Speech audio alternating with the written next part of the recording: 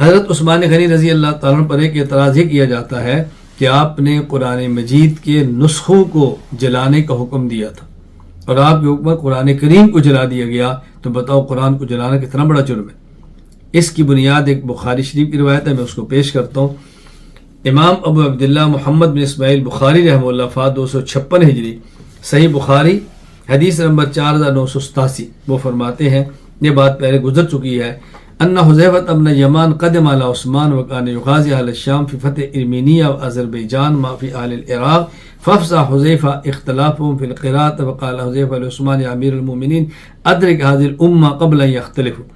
حضرت حذیفہ جب ارمینیہ کے علاقے میں جہاد کے لیے گئے، آذربائیجان میں گئے، تو وہاں دیکھا کہ قراءات کے اختلاف میں عوام الناس میں شدید اضطراب ہے۔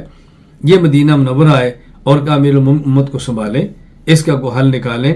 قرآن کریم 7 قراءت میں نازل ہوا ہے، مختلف قراءت میں مختلف قراءتیں وہاں پہنچی ہیں، وہ اجمی لوگ ہیں، علم سے واقف نہیں ہیں اور نئے نئے لوگ کلمہ پڑھ رہے ہیں۔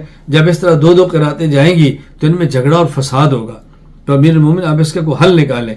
تو حضرت عثمان غنی رضی اللہ تعالیٰ زید بن ثابت، عبداللہ بن زبیر، سعید بن عاص، عبد الرحمن بن حارث، ان کو فرمایا کہ تم جا مصاحب کو جمع کرو، جتنے مصاحب ہیں سب کو جمع کرو۔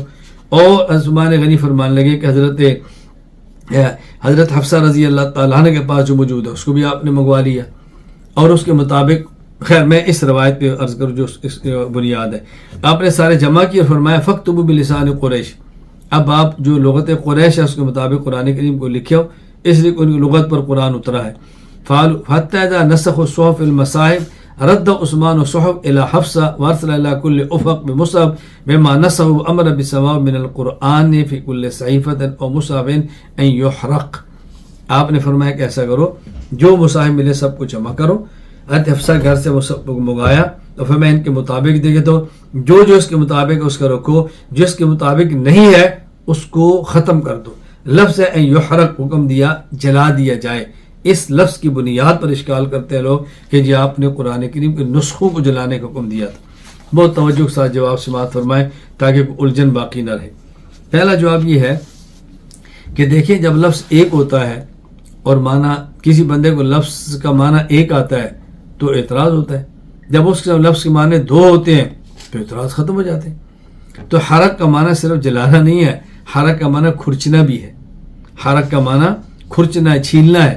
مقصد یہ تھا کہ ٹہنیاں اس کے اوپر قرآن لکھا ہوا ہے، پتھر اس کے اوپر لکھا ہوا ہے، اور ہڈی کندھے کی جانور اس پر لکھا ہوا ہے۔ آپ فرمایا جو صحیفہ اور مصحف حفصہ کے مطابق رکھ لو اور جو باقی اس کو کھرچ کے ختم کر دو، لغت قریش کا رکھو اور باقی عام نہ کرو، پھیلاؤ مت، اس سے الجھنیں پیدا ہوئی۔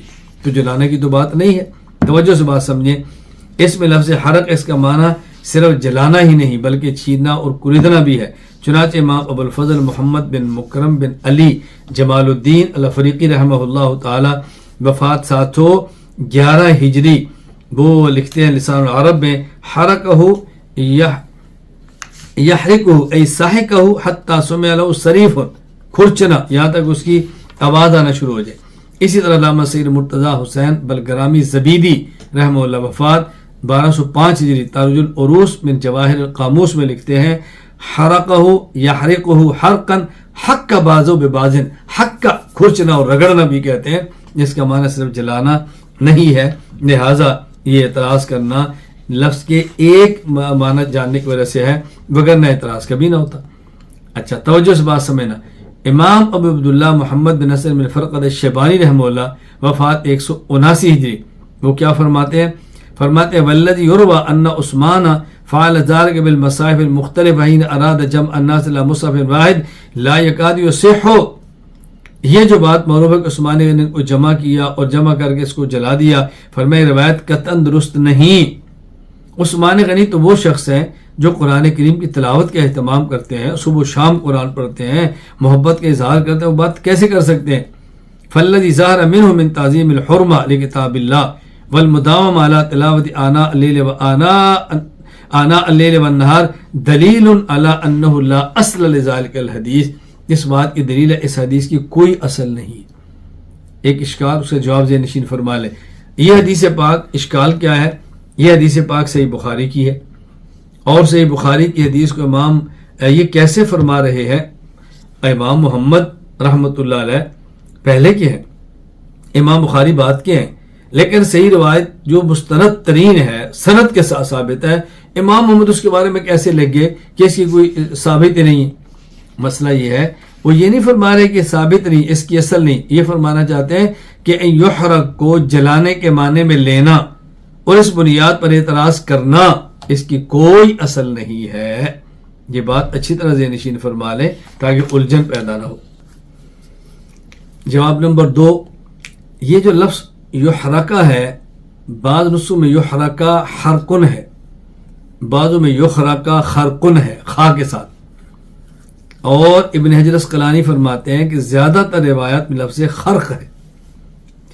وہ فرماتے ہیں علامہ حافظ ابو الفضل ابن حجر اسقلانی وفات 852 ہجری، فتح الباری باب جمع القرآن فی روایت الاکثر ان یخرق بالخاء المعجمہ بالمعجمۃ اثبت، اکثر روایات میں لفظ یخرق کے الفاظ ہیں اور یہ بات کہتے ہیں زیادہ راجح ہے۔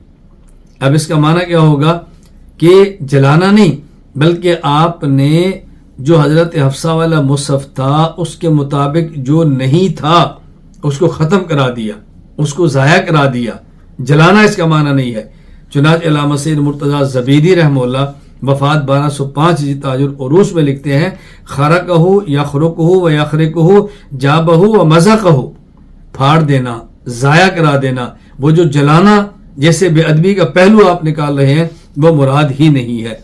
علامہ وحید الزمان قاسمی کرانوی رحمہ اللہ وفات 1416 ہجری القاموس الوحید میں لکھتے ہیں خرقہ بمعنی پھاڑنا اور سوراخ کرنا، یعنی ضائع کر دینا ہے۔ یہ بات اچھی طرح سے نشین فرما لیں۔ اب اس پر بھی اشکال ہے۔ ایک اشکال یہ ہے اگر خرقہ کا معنی پھاڑنا ہو، ضائع کرنا ہو، پھر بھی اشکال ہے حضرت عثمان غنی نے لکھا ہوا قرآن ضائع کیسے کر دیا؟ جواب ذہن نشین فرما لیں کہ لکھا ہوا قرآن کو ضائع کرنے کا مطلب یہ ہے کہ کچھ چیزیں ایسی ہیں جو متفق تھیں اور کچھ ایسی ہیں جو اختلافی تھیں۔ اس اختلافات کے پھیلنے سے امت میں فتنہ پیدا ہو رہا تھا۔ آپ نے امت کو فتنے سے پھیلانے کے لیے جہاں پہ اختلافات تھے اس کو ایک طرف کر دیا اور جہاں اتفاق تھا اس کو پوری امت کے اندر پھیلا دیا۔ چنانچہ یہی بات ارشاد فرما رہے ہیں حضرت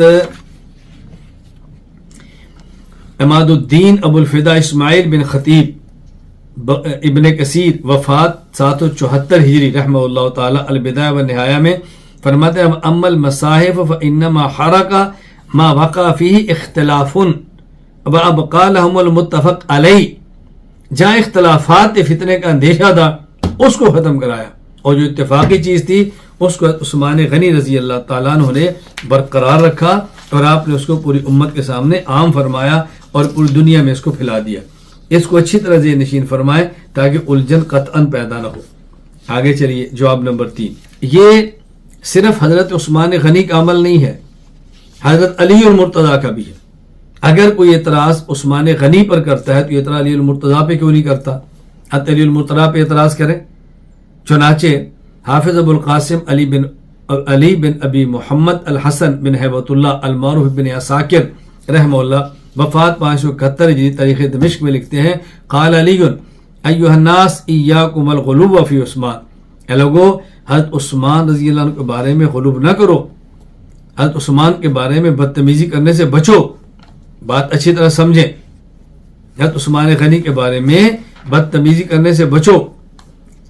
لوگ کہتے ہیں کہ حرق المصاحف، واللہ ما حرقها الا الملأ من صحاب محمد صلی اللہ علیہ وسلم ولو ولیت مثل ما ولی فعلت مثل الذی فعل۔ حضرت عثمان نے جو کام فرمایا یہ صحابہ کرام کی موجودگی میں تھا، اور اگر میں عثمان کی جگہ پہ ولی بنتا تو میں بھی وہی کرتا جو عثمان غنی نے کیا ہے۔ بات ذہن نشین فرما لیں۔ آگے چلیے، جواب نمبر 4، یہ صرف حضرت علی المرتضیٰ نہیں بلکہ یہ صحابہ کرام کے اتفاق سے ہوا۔ اگر اعتراض عثمان غنی پر ہے تو بقیہ صحابہ پر نہیں ہے۔ چنانچہ علامہ ابو الفضل شہاب الدین احمد بن علی بن حجر اسقلانی رحمہ اللہ وفات 852 ہجری، فتح الباری باب جمع القرآن، یعنی فتح الباری شرح سے بخاری میں فرماتے ہیں حین حرق عثمان المصاحف فاعجبهم ذلك او قال لم ينکر ذلك منهم احد، تمام صحابہ کرام نے اس کو پسند فرمایا اور کسی ایک نے بھی ان کا انکار نہیں فرمایا۔ تو تنہا مورد الزام کیوں ہے؟ الزام ہے ہی نہیں، اعتراض نہیں ہے۔ میں کہہ رہا ہوں اگر کرنا بھی ہے تو پھر علی پر بھی ہو، صحابہ کرام بھی ہو۔ ہم حضرت علی پر بھی نہیں کرتے، عام صحابہ پر بھی کرتے، عثمان غنی پر بھی نہیں کہتے رضی اللہ تعالی عنہ۔ اور مزید یہ بات اب ذہن نشین فرما لیں، اب اس پر پوری امت کا اجماع ہے، پوری امت کے اس بات پر اجماع ہے کہ مصحف وہی ہے جو مصحف عثمانی ہے، وہی دنیا میں چلے گا، اسی کے مطابق نماز پڑھائی جائے گی اور وہی دنیا میں محفوظ ترین مصحف ہے۔ چنانچہ امام ابو عمر یوسف بن عبداللہ ابن عبد البر القرطبی رحمہ اللہ وفات 463 ہجری، التمہید لما فی الموطا من المعانی والاسانید، حدیث نمبر 21، یہ فرماتے ہیں واجب العلماء ان ما فی مصحف عثمان بن عفان وهو الذي بعید المسلمین اليوم فی اقطار الارض حیث كانوا هو القرآن المحفوظ الذي لا يجوز لأحد ان يتجاوزه لا تحل صلاة لمسلم۔ امت کے اس بات پر تمام علماء کا اتفاق ہے، اس وقت جو مسلمانوں کے ہاتھ میں پورے عالم میں قرآن ہے یہ مصحف عثمانی ہے اور یہ قرآن کریم محفوظ ہے، اب اس کے اندر تجاوز کرنا جائز نہیں ہے اور اسی نسخے کے مطابق ہی نماز پڑھانی چاہیے۔